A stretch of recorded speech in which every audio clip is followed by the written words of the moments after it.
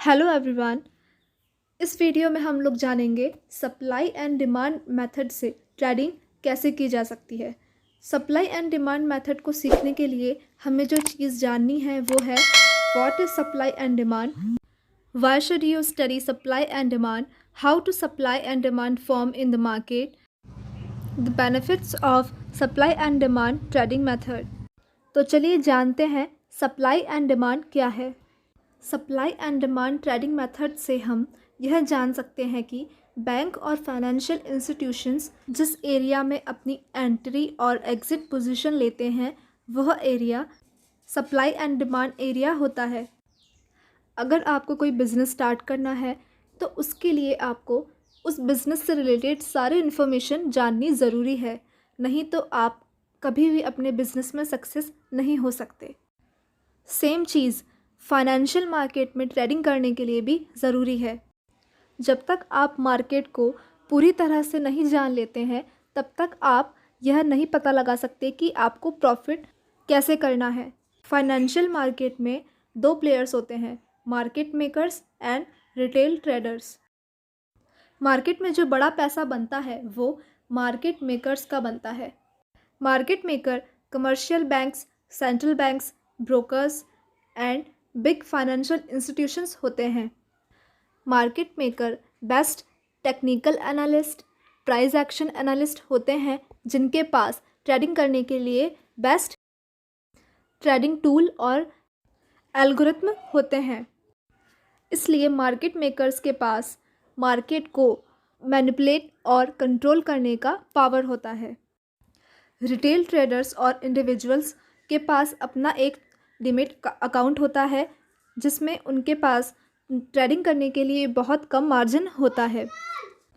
इसे हम एक एग्जांपल के साथ समझते हैं कि 95% रिटेल ट्रेडर्स अपना पैसा मार्केट में कैसे गंवाते हैं। रिटेल ट्रेडर्स को यह पता नहीं होता है कि बैंक्स और फाइनेंशियल इंस्टीट्यूशंस मार्केट में ट्रेड कैसे कर रहे हैं।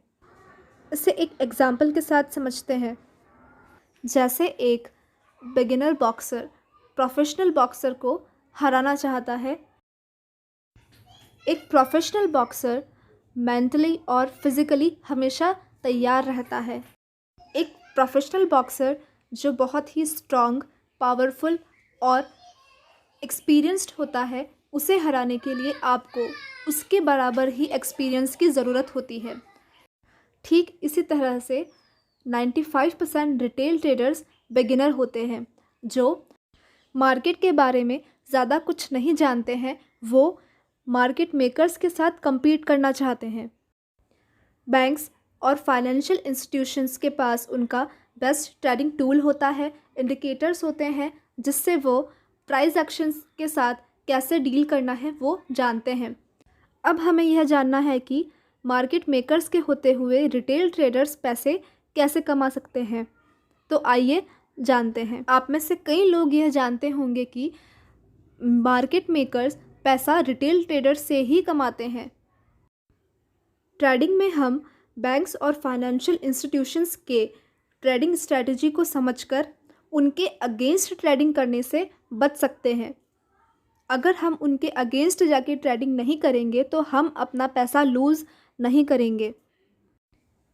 जब भी आप ट्रेडिंग करने के लिए अपना चार्ट ओपन करते हैं तब यह याद रखिए कि यह मार्केट आपका नहीं है, यह मार्केट बैंक्स का है। जिस तरह से बैंक्स मार्केट को चलाना चाहते हैं मार्केट उसी तरह मूव करेगा। आपके या हमारे चाहने से मार्केट मूवमेंट नहीं करेगा। अब हमें यह जानना होगा कि बैंक्स मार्केट को किस डायरेक्शन में ले जा रहे हैं। आपकी ट्रेडिंग सक्सेसफुल तभी होगी जब आपको यह पता होगा कि major participants like banks and financial institutions market में ट्रेड कैसे कर रहे हैं। डिमांड और सप्लाई ट्रेडिंग मेथड हमें यही बताता है कि बैंक्स और फाइनेंशियल इंस्टीट्यूशंस कहाँ पर बाय और सेल करने वाले हैं। सप्लाई और डिमांड एरिया मार्केट के वो पॉइंट होते हैं जहाँ से प्राइस या तो बढ़ता है या फिर गिरता है। इन एरिया को डिमांड जोन और सप्लाई जोन कहते हैं। डिमांड जोन में आने के बाद प्राइस तेज़ी से ऊपर की तरफ मूव करता है। उसी तरह से सप्लाई जोन से मार्केट बहुत ही तेज़ी के साथ नीचे की ओर मूव करता है। डिमांड जोन में प्राइस होने पर वहाँ से प्राइस बहुत शार्पली ऊपर की तरफ मूव करती है। ऐसा इसलिए होता है क्योंकि बैंक्स और फाइनेंशियल इंस्टीट्यूशंस यहाँ से वापस से बाय करते हैं और मार्केट में एंट्री लेते हैं।